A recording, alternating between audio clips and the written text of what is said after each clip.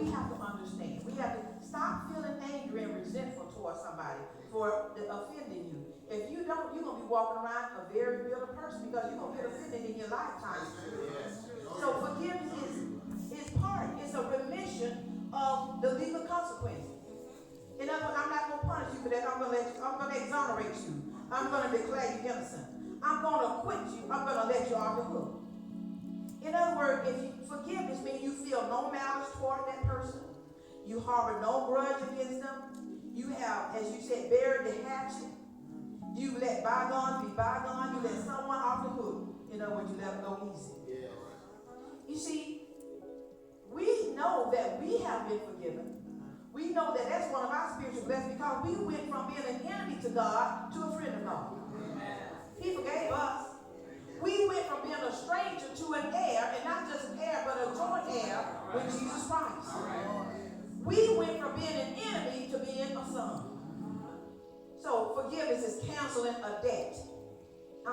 And canceling a debt, it involves an intentional decision. Oh my God.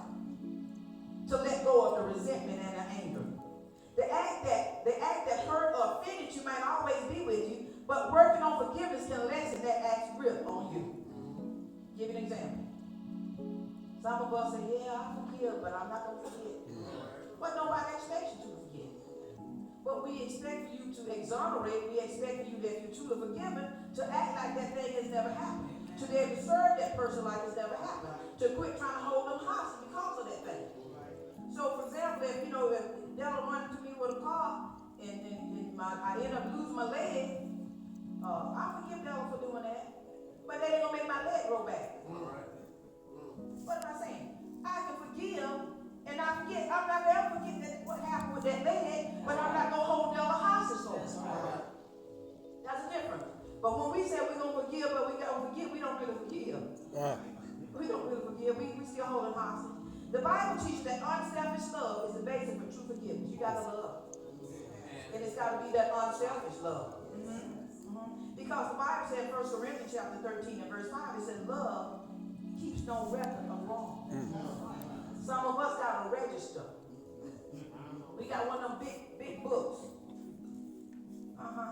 And a lot of us, we can't remember certain things, but we can remember what folk done messed over. And some of us are still 50 years later. We still talking about like it happened yesterday. Forgiveness, that's the part from the penalty. We still trying to penalize folks. It's the free from obligation. That's what Christ did for us. He became sin for us who do no sin. He forgave us for all of our sins. And then even now when we mess up, he said we can come boldly to the throne of grace.